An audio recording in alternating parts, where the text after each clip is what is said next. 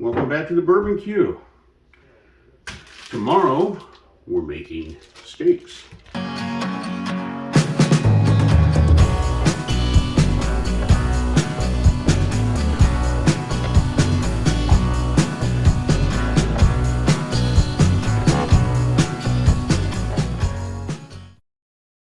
Tomorrow, you say? I've got steaks in my hand today. What are you talking about? Well, I'll tell you.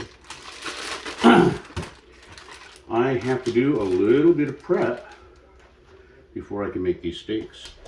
What I always do is a little bit of kosher salt. Salt is a magic rock.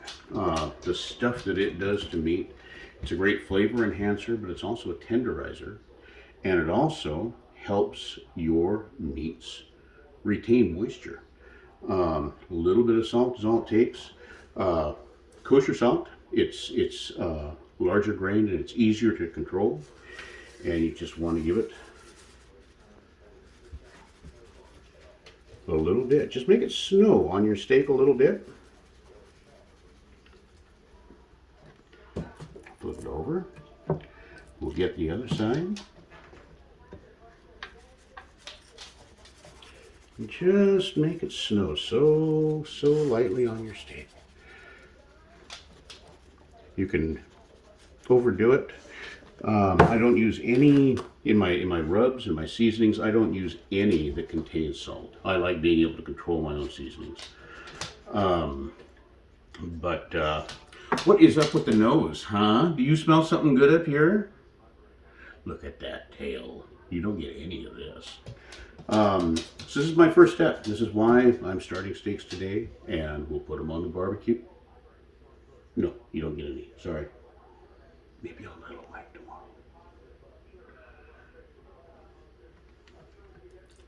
Shh.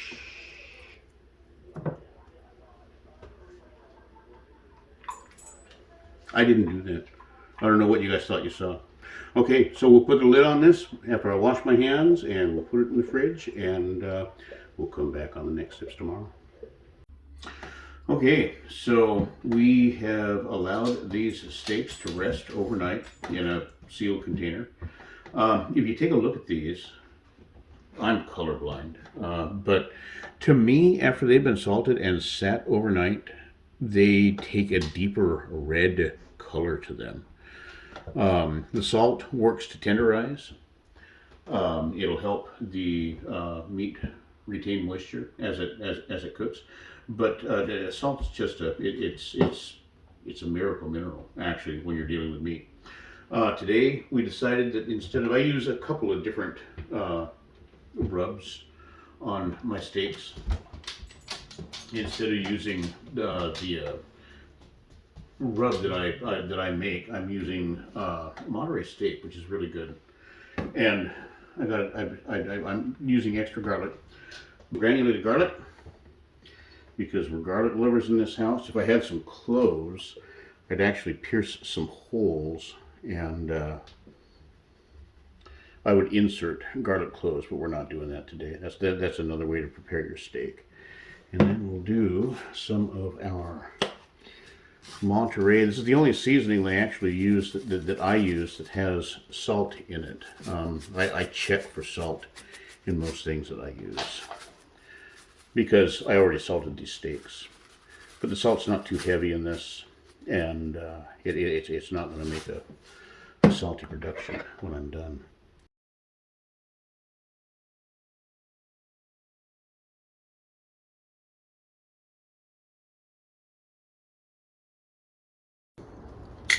Okay, welcome to the grill. We're using, I guess this is my medium-sized grill. I've got the kettle grill if I was doing this the normal way. But what I'm going to do today, you'll see it set up a little bit differently. I've got a hot side and I've got a side that's not so hot. This is, I'm going to do what's called reverse searing. I'm going to start the steaks over here. They're going to start on the cool side. And I'm going to add some pellets on top of my charcoal You can use wood chips, wood blocks, whatever. This is going to create some smoke.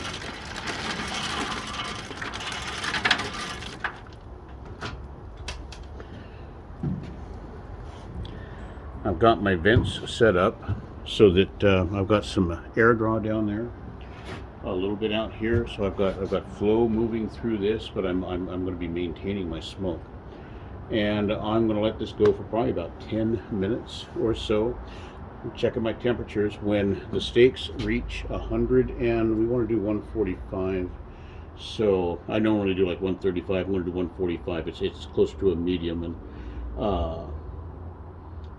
so about 120, what I will do is I will pull them from there and bring them over here to the hot side, and they will do the sear. I'll also raise the floor, so I've got my charcoal up closer, and that's when we'll sear the steak. And what it's going to do is it's going to allow it changes the steak when you do a reverse sear. When you sear it at first, it heats really fast.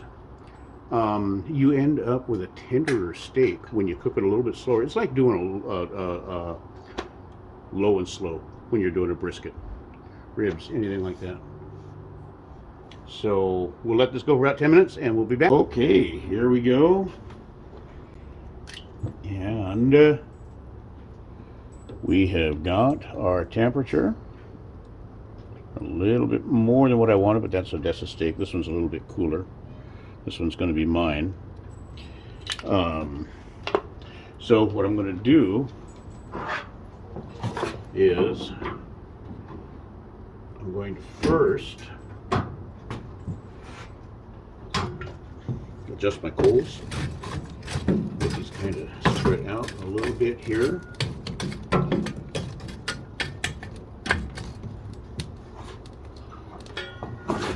Then I'm going to raise my base and get those up there a little closer. I'm going to close all of my vents so that we can't burn.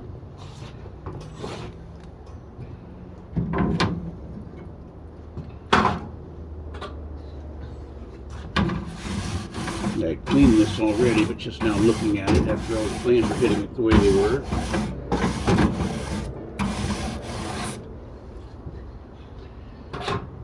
Time for the reverse sear.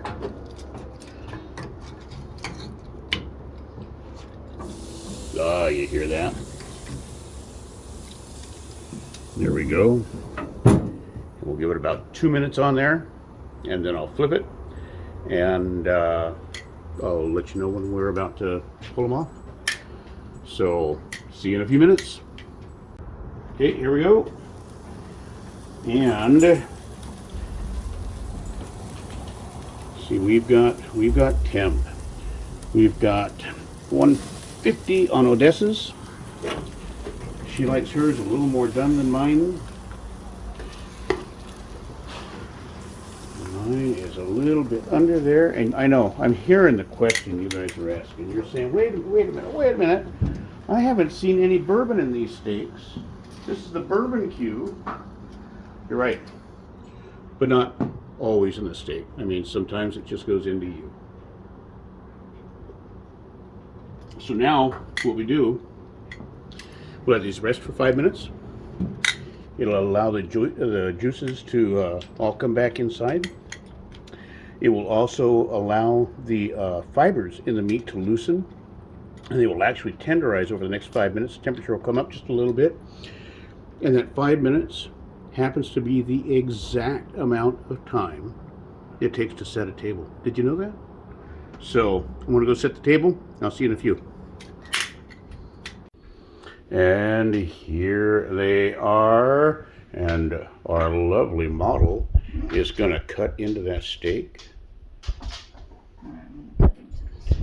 Here.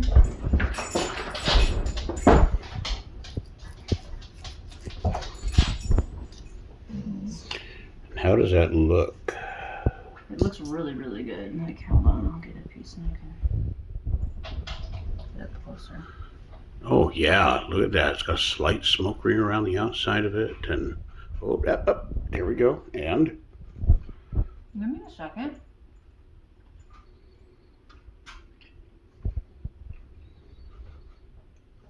It's really, really good. okay, there we got So- it. You can taste just a little bit of smoke on it. It's not like really smoky like the brisket or other stuff that you make, but there is just a little bit of smoke flavor on it. Yeah. Because it only had 10 minutes in smoke, It's so very it was subtle. just right. It was just kissed with smoke. Yeah, it's good. Nova, zip it. You don't get any Nova. Sorry. No, you don't. Yeah, it's really good. Okay, and there we go. How does it pair with that potato salad? Now that that potato salad has sat all day,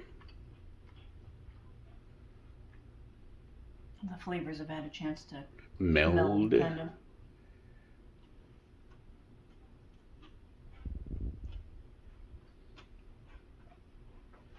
Oh yeah, it's really good now. Before, things you can kind of taste the individual things. Now that it's had time to meld together, it's really, really good. Try it. It's good. Would you use the word phenomenal? You know, if I was a potato salad fan, probably, but I actually never eat potato salad because I usually don't like it at all. So to even have one that I think is really good is By golly, that's a winning endorsement from me because I actually don't like potato salad. So not going to get any better than that then. Okay, so there it is. I really hope you enjoyed this, and don't forget, smoke them if you got them.